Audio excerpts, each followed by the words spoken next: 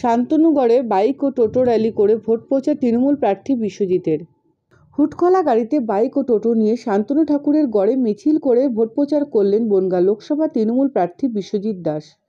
এদিন বিকালে গাইঘাটার ঠাকুরনগরে ষষ্ঠীতলার কালী ও শনি মন্দিরে প্রণাম করে দলীয় কর্মী সমর্থকদের নিয়ে মিছিল শুরু করেন বিশ্বজিৎ। শিমুলপুর গ্রাম পঞ্চায়েতের বিভিন্ন এলাকায় এই মিছিলের মধ্য দিয়ে ভোট প্রচার করেন তিনি। পরে সাংবাদিকদের মুখোমুখি হয়ে বিশ্বজিৎ দাস বলেন, পঞ্চায়েত নির্বাচনে শান্তনু ঠাকুর তার নিজের বুথে হেরেছেন। এই নির্বাচনে ঠাকুরনগরে ওর ভরাডুবি হবে।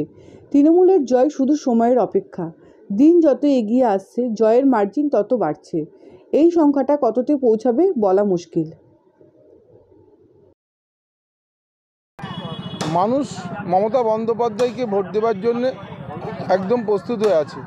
পঞ্চায়েত নির্বাচনে দেখেছি শান্তনু ঠাকুর তার বাড়ির নিজের বুথে হেরেছেন, পঞ্চায়েতে হেরেছেন, আর এবার লোকসভা বিধানসভায় ঠাকুরনগরে ওর ভরাডুবি হবে। শুধু সময়ের অপেক্ষা। দেখুন, একদিকে শান্তনু ঠাকুরের ব্যর্থতা, তার মানুষের সঙ্গে কোনোদিন কোনো জনসংযোগ করেনি, কোনো ডেভেলপমেন্ট উন্নয়ন এখানে করেনি। 5 বছর ধরে শুধু মানুষে ভাওতা দিয়েছে, ধোঁকা দিয়েছে।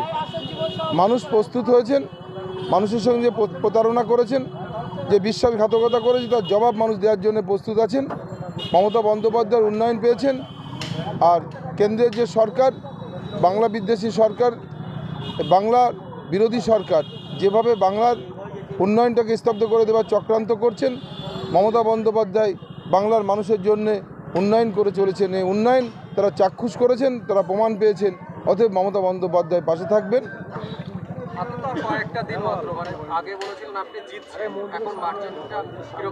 আমি আগেও বলেছি, জয়টা ছিল শুধু সময়ের অপেক্ষা, কতটা মার্জিন বাড়ানো যায়।